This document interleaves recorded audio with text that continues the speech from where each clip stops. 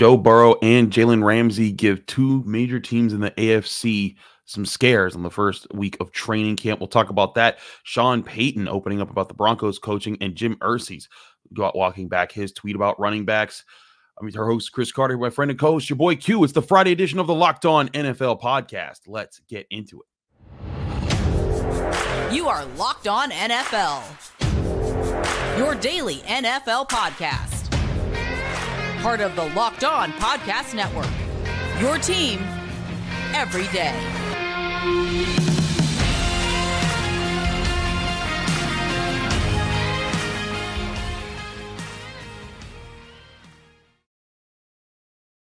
Hello and welcome to the Locked On NFL podcast. We're your host, Chris Carter, and your boy Q. I run Locked On Steelers. He runs Locked On Raiders, but we're here on a Friday just talking with you, dear NFL listeners and viewers, about training camp, which is now underway across the board in the NFL. Everyone's kind of reported in, getting things started. And now we're starting to get the excitement from some of the teams getting to see some things, but we're also seeing some scares, Q. Remember, you can find this show on your favorite podcasting apps and on YouTube. Like this video if you enjoyed. Subscribe to this channel for all the daily Monday through Friday episodes that come out from all of our hosts, the Locked On Podcast Network. Q, the big news of the day on Thursday was that Joe Burrow went down, needed a card to go off. Zach Taylor did come out and say it was a calf injury. So not a knee injury, which I guess a calf injury can be a good sign, but it also just didn't look good when Joe Burrow came up limping because he wasn't touched, wasn't hit, wasn't anything. And oftentimes when you see something like that, it's something bad. But the calf injury, maybe it doesn't impact him too much, and it's something he can roll on for. How do you see that playing out? Well, I'll tell you what, he put a scare in anybody who's an NFL fan, right? Anybody who wants to see him out there, and we know how competitive the Cincinnati Bengals are. I've talked about them many times. They're the second best team in the AFC, in my opinion, right behind the Kansas City Chiefs, and then there's a distance third between them and the Buffalo Bills, just my opinion. But, when he goes down non-contact, everybody thinks the worst. The one thing I'll say, even though Zach Taylor said it's a, calf strain and it sounds like he escaped any kind of major injury, the part that concerns me, Chris, and this is training camp and we know how the NFL is, and this is why I never begrudge any player that wants to get as much money as possible, because you just never know what's going to happen. Look, this guy's on the verge of landing a monster contract. You just saw what Justin Herbert got. So he really technically doesn't even have to be out there. He could be sitting out and saying, you know what, I'm going to sit out till I get my contract. And he's not. He's out there participating with his guys, but he goes down with the non-contact injury, and you think the worst. He already had a sleeve on his calf because he had a sore calf the day before of practice. So that concerns me right there. I immediately start to get thoughts as a Warriors fan. I go back to KD when he was playing against the Raptors in the finals, or when he was running with the Warriors in the playoffs, and he goes out with a calf injury, and then he goes out for a while and misses a few games, and then when he returns, everything is all good until it's not. Right. And so, look, I'm not trying to put any bad juju into the air. I'd never do that. But that's what it reminded me as a Warrior fan. When I see that and they say, well, he had a sleeve on his calf because he had calf soreness from the day before, I immediately think the worst. So what I'm hoping the Bengals do, and of course, I'm not on their medical staff. I'm not covering them. I don't know. We'd have to reach out to Locked On Bengals and get a little bit more idea. But I'm hoping that they shut him down. I hope they shut him down for training camp. Let him just go ahead and heal up. He can do some work off to the side. He can do whatever he needs to do to be ready. But they're a Super Bowl contender as long as Joe Burrow's behind center, and they are not if he's not. And meanwhile, a guy who is going to be sitting out is Jalen Ramsey. He tore his meniscus during a practice. Is it me, or is there a dark cloud that just hangs over the Miami Dolphins? I don't know. I feel like Jalen Ramsey kind of gets banged up quite a bit. But yeah, the Dolphins, they have some kind of, they have a little bit of bad juju when it comes to injuries. Of course, the Chargers end up with that kind of situation as well. There's a bunch of teams, but it's just training camp. I mean, he's running with Tyreek Hill, iron sharpens iron, and, they get their legs tangled up. And I thought it was all bad, like really, really bad when he first went down and they carted him off, and I'm thinking knee injury, I'm thinking torn ACL, and it doesn't come out to be that, but torn meniscus. And so once they have the surgery, apparently they're going to decide if he's going to, if they're just going to clip off the area that's torn, or if they're going to repair the whole thing. If they repair the whole thing, he's not coming back till at least December. Maybe he misses the whole season. If they just clip off the torn part, then he'll maybe miss 6 to 8 weeks. So that'll be right around the beginning of the season. But yeah, it's just all bad, man. They went out and made the move for Jalen Ramsey to team him up with Xavier Howard. You're thinking they're going to have a dynamic duo at the 1-2 punch with the cornerbacks, and all of a sudden one guy goes down. So regardless, he's out till at least December most likely if they do a full repair on it. So that's the majority of the season. And if they don't do a full repair, it's still a concern because you don't want him to re-aggravate it, right? I mean, it's just one of those things. So I'm thinking, and this is just my gut feeling. Again, we'll find out later on. He's getting that surgery today, but we'll find out what they're going to eventually do. I just think it makes more sense to just go ahead and repair it and get it over with, so they don't have to worry about re-aggravating it in the long run when it's least expected. Let's put it like that. No, I hear you on that. I want to pose something to you that was posed by a friend of the show who's been on the show with us, Tyler. Not Tyler. We're not having you put him down. No, I'm not supposed to say his name because you're gonna throw it out there that I was talking trash. So I'm also go ahead and shout him out. What up, Tyler? What's up, dog? He sees through your lies. Anyways, if you remember Dr. Harmon Diol, who was with us, he actually reached out to me because he's a good friend, and he was like, "Hey man, hydrate." And he was, because it is hot. It is hot everywhere. It's the hottest month on human record, all that stuff. And we are out here in the sun cooking, watching these guys cook. But here's the thing. We're watching them go through these drills. They're going through it. And he was like, hey, man, hydrate, because you don't know when you're going to twist something or pull something. And he said, honestly, I'm not surprised to see all these players going down, because it wasn't just these guys. There were players across the board that were experiencing just tweaks, just didn't know what was going on. And it makes me wonder, with this extreme heat, should it hold up through August? Does it put more big name players at risk who try to make plays during training camp? I mean, I think it puts everybody at risk, to be honest. I just think that training camp is risky, right? I mean, it's one of those situations. I mean, that's always the big concern when I'm covering the Raiders, during training camp. I'm always watching, when a guy goes down, make sure he bounces right back up. That's why you always hear the guys, stay up, stay up, stay up. They don't want him to go to the ground because they don't want to even have that risk, run that risk. And it's always inevitable. Somebody's going to get injured.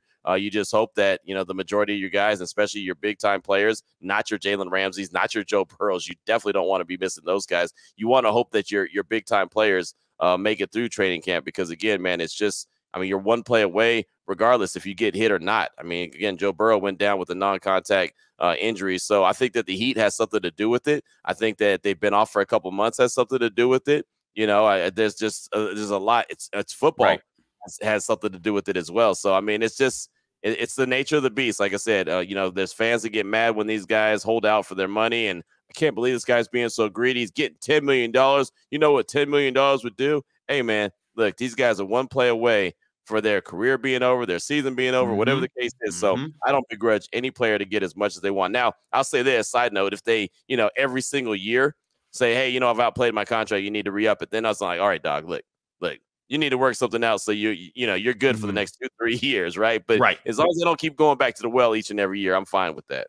I hear you on that. I want to talk about some of the things that have been said by coaches and owners recently around the league. We'll get to Sean Payton, who opened up on the Broncos' recent failures under Nathaniel Hackett. We'll get to that and more here on the Locked On NFL podcast. Stick with us. Chris Carter, your boy Q. But first, want to remind you that this show is brought to you by eBay Motors. Now, eBay Motors are our partners, and they've teamed up with Locked On Fantasy Football with host Vinny Iyer to bring you some of the best fantasy picks each week, all season long.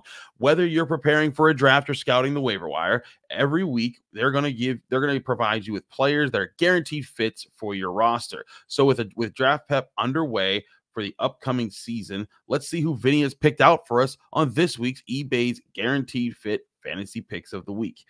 When the top tier of quarterbacks is off the board in fantasy football and drafts in 2023, then there's another line of luxury passers and runners who are guaranteed to fit your starting lineups every week.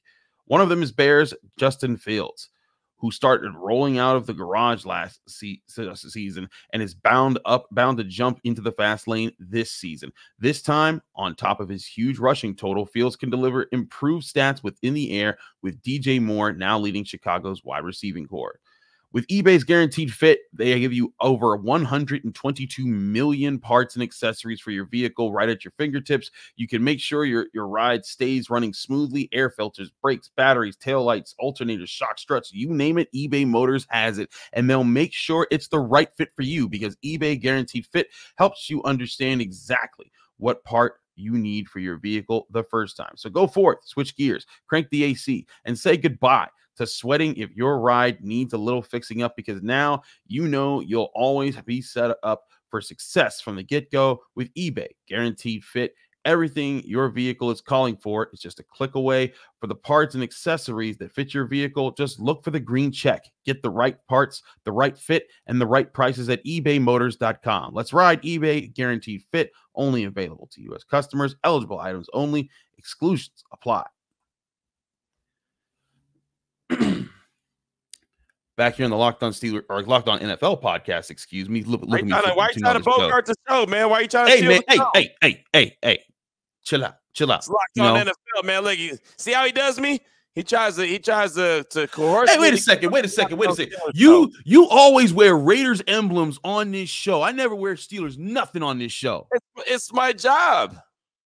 I cover the Steelers too. What you talking about? I know, but it's my job. I'm literally working. I just came from the radio station. That's why it says Raider Nation Radio 920. Look, I can't even find it. There it is. Look, it's a radio station. You can't even point to yourself. That's how messed up you is. I'm looking backwards at the screen. You do that. It's like looking in the mirror, but sideways. So you figure it out.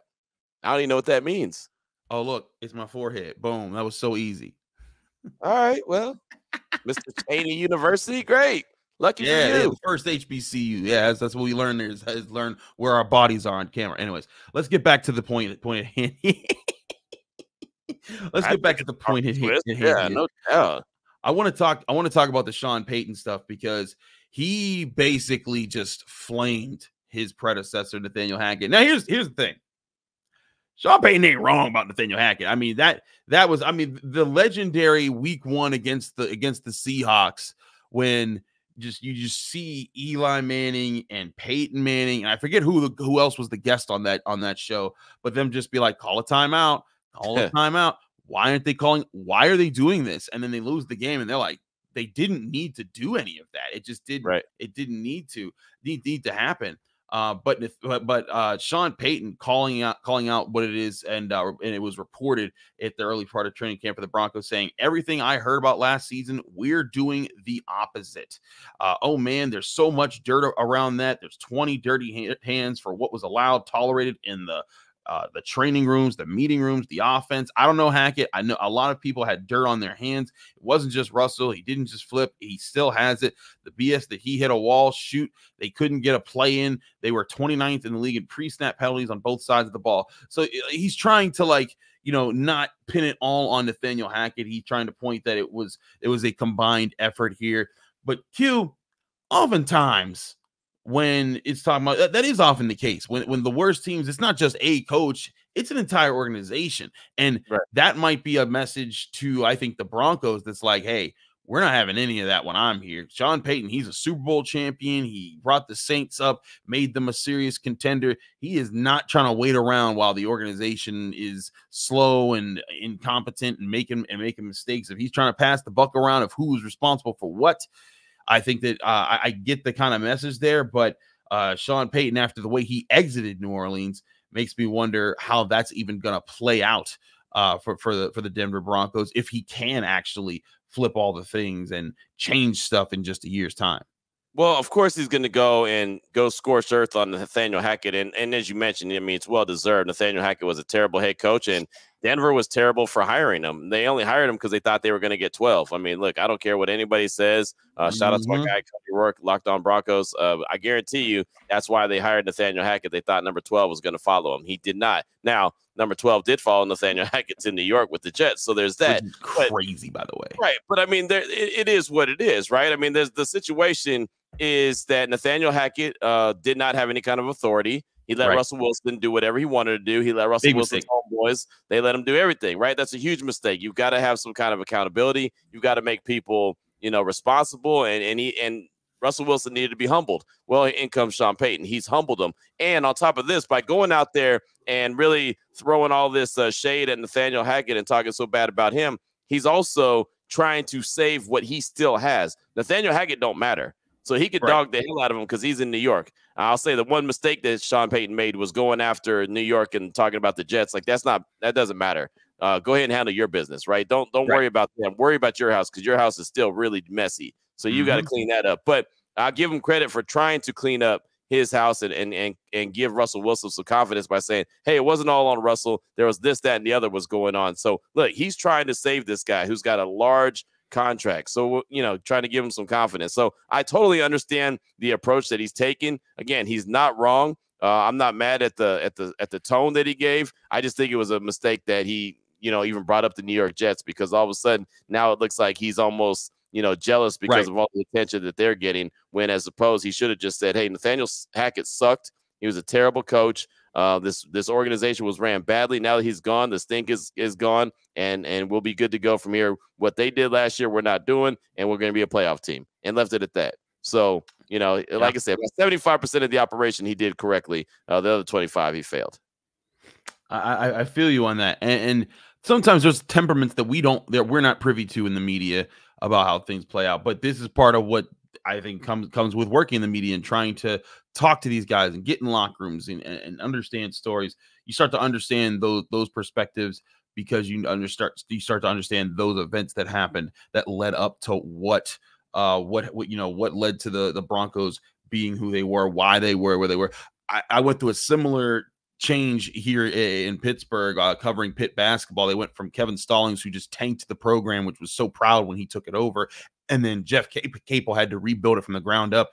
And it was similar. He talked about how, like, in the film watching rooms, they had like movie lounges with like popcorn, and it's like, that's not what you're supposed to be doing. You're supposed to be focused, attentive, not laid back and relaxed while we're going over this stuff. And I can only imagine all the things that Hackett was having to deal with.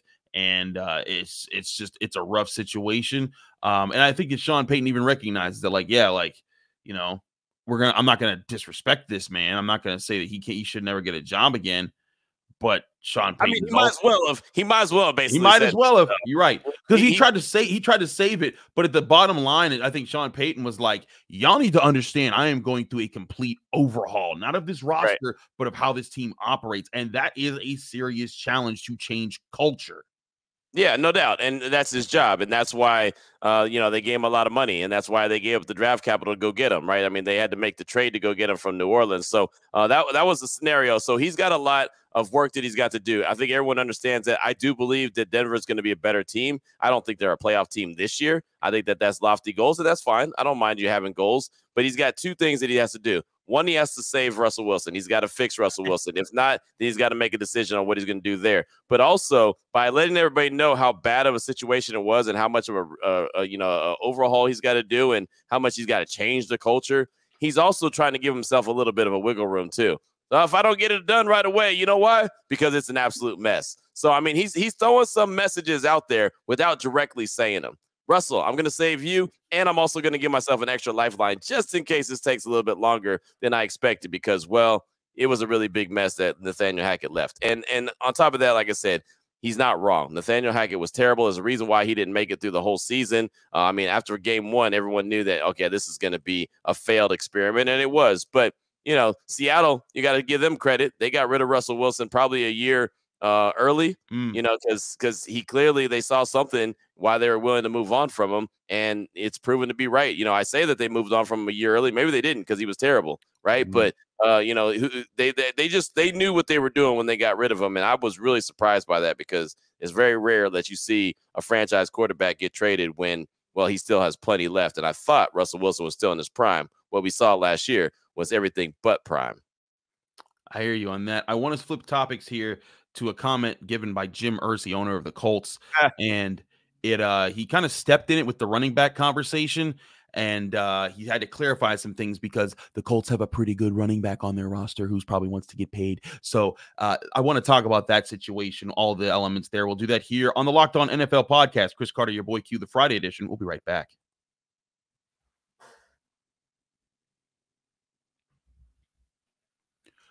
We're back here on the Locked On NFL podcast, Friday edition with Chris Carter and your boy Q. Q, we just got done talking about Sean Payton. Let's talk about Jim Irsay, though, because he had some things to say. Jim Irsay, of course, owner of the Indianapolis Colts.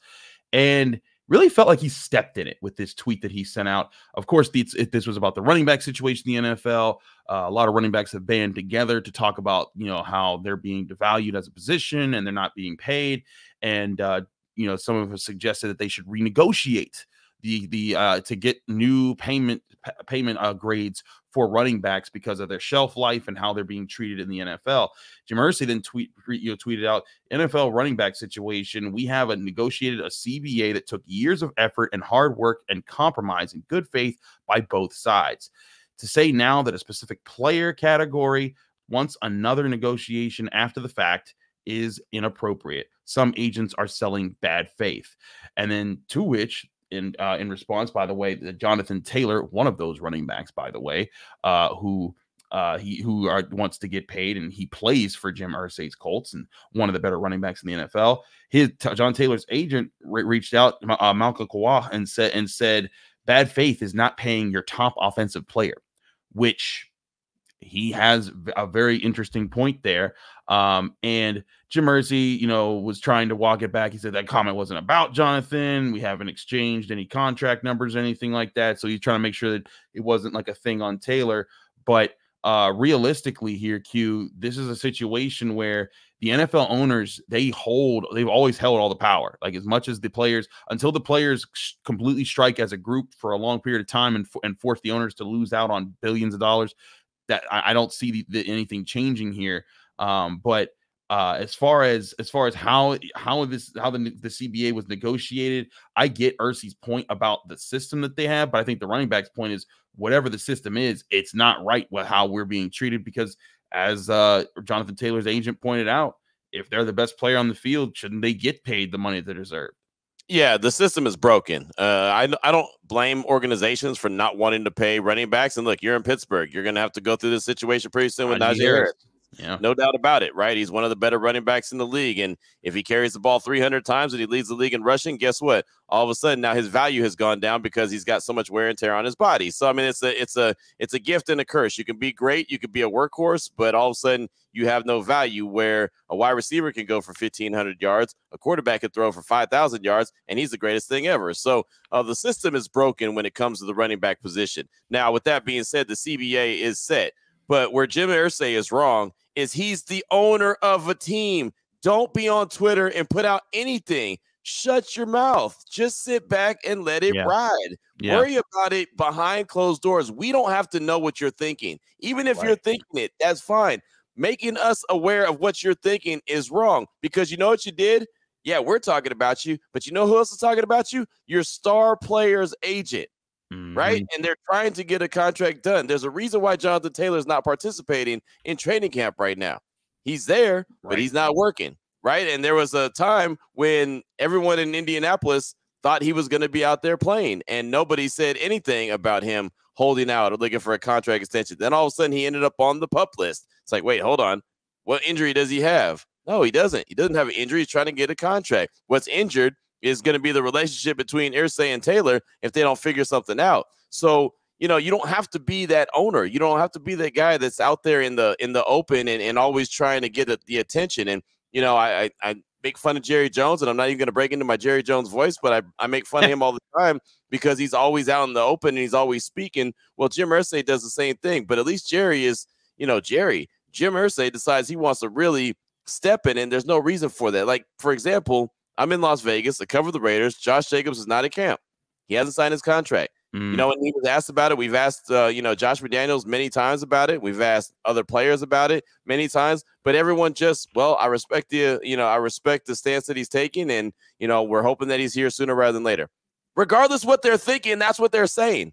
That's the answer that they're saying. They're not saying, well, there's a CBA and it was negotiated and it's bad business that he's not trying to negotiate. Why would you say that and put that out there like that? You don't need to put that out in the universe. So Jim Irsay is all the way wrong. And so when he all of a sudden tries to backpedal and say, oh, well, I wasn't talking about Jonathan Taylor. No, you absolutely were, because you know why? He's a running back. He wants to get paid. So yes, you are talking about him directly or indirectly. You messed up. And when it comes to Jim Irsay, doesn't surprise me that he messed up. He's messed up a lot in his time. There's been so many episodes of just him putting his foot in his mouth. And I certainly think that that's what happened again here. But I also look at this and it makes me wonder, like, man, like, will there ever come a point when the owners go too far with this situation? Will there ever be a point where, like, they poke the bear enough with the players that the players take action and actually do something to force their hand? What can they do? Strike. It's the only thing. Like, I know that, right. And your face is how I feel about that, is that they're not going to do that because, like, we're seeing what's going on with, like, SAG-AFTRA, like with the writer's strike and the actors and everything, and how they're going up against Hollywood. And there's some strikes out there that are working, like the UPS strike that just succeeded because you know why the strike won't work. Let me tell you why a strike won't work. Because quarterbacks are getting paid. Yep. Wide receivers are getting paid. Yep. Edge rushers are getting paid. Yep. Offensive linemen are getting paid. Right? Yep. I mean, you see the theme here. Running backs aren't getting paid. Linebackers, some of them are getting paid. Not a lot of them. Safeties aren't getting paid. But the majority of the players around the league are getting paid, and ownership is making a lot of money. And here's the other part of that, is that there are so many people who aren't getting paid, who are getting paid a little bit, but they know that their window is 3 to 4 years. And if they sit out a year or two because they're on strike, that's the shot that they built their whole lives to get, to make, generational wealth for their family, and they're throwing it out the window for a good cause and everything. And again, it's something that maybe they can get paid dividends back on, but that's just the odd position that they're in there. That's why the strike has never worked in the NFL, because the players that make the big bucks, they want to keep making the big bucks. The players that don't make the big bucks, they want to make what bucks that they can before their career is up. And that's just tough. That's a tough group to unify. Look how quickly Tony Pollard signed his franchise tag. As soon as they gave it to him, he signed it. You know why? Because he ain't never made $10 million. So that's a lot of money. It's like me. If I got an offer for $10 million, I'm signing it. Well, Q, do you know what you signed? No, but it said $10 million, so I'm good. Right? I mean, that's what he did. And look how quickly Saquon Barkley changed his mind. Right? I might sit out. I might do this. I might do that. Hey, Saquon, we'll put $900,000 on top, and we'll give you a $2 million signing bonus. Out of that $10 million. All right, cool. And he was the first one to camp. He was there before Brian Daboll was. He was there before Daniel Jones was. He was there before Darren Waller. He was there before insert any player. He was the first swinging D in the facility, and he was one talking about he might not show up. So, that is just not going to work, because those guys, Ryan Clark said it best on ESPN. Yeah, if they had a Zoom call, all the running backs got together on a Zoom call and decided what they're going to do. He's like, yeah, it's great that they're communicating, but unless they all banded together and get uncomfortable and stick to it and don't, change your mind, it's not going to work. And who was the first one to bail out? Saquon Barkley. So it's just not going to happen. There's too many people like me that are in the league that are hungry, and and there's not enough stars that would say, yeah, I'm willing to sit out. It's not going to happen. Like Christian McCaffrey, he might have been on that Zoom call, but guess what? He ain't sitting out. He ain't sitting out. Nope. No, he's getting his money. He's getting his money, and he wants to keep getting his money. It's just the position that they're in. As much as running backs do have a point, some of them are the best players on their team. Some of them are the most important players in the NFL. But when it comes to the leverage, the owners have it right now. And the only way that they would ever lose that leverage is if the player did something drastic. But like you said, I don't know if they have the ability to pull that off. But with all that said, we'll still see how things play out with the running back future. I'm sure, like you said, like in Pittsburgh, that clock is ticking on the Najee Harris question, and Najee Harris even spoke about it pretty passionately, in front of us when he reported to camp, but wouldn't address his own contract. And I'd say it's a wise thing, because you don't know what's gonna happen down the line. But like right now, he was like, yeah, this is crazy. Like, you got guys that close out games, guys that win you big games, and all of a sudden they don't get what get the pay from that, even though that they're making everyone else money. So certainly a big question, certainly one that won't go away. We'll keep up to date with all the other updates as well as the training camp updates. Now that everyone is back in training camp, we're getting things going. We're finally, you're smelling the fresh cut grass. You're getting ready for football. You're ready for that excitement. So we will have you here covering all of the NFL training camps and the big stories coming out of the NFL right here on the Locked On NFL podcast. Q, let people know they can find you, follow you, get more of your work. On Twitter, at your boy Q254. I guess it's X now, right? It's not really Twitter anymore, but whatever. Who cares? What you want to call it. Yeah, I call it Twitter. I still use TweetDeck, so there's that, whatever you want to call it. I send out tweets. I don't send out X's. That'd be kind of weird, huh? Hey, I'm going to send out an X. I don't think the wife would be too happy without that. What do you mean you send out X? Anyway, funny joke I have. Yeah, at your boy Q254, you can find Locked On Raiders, Locked On NFL, Locked On Bets, whatever I'm doing. At your boy Q254. How about you, Chris?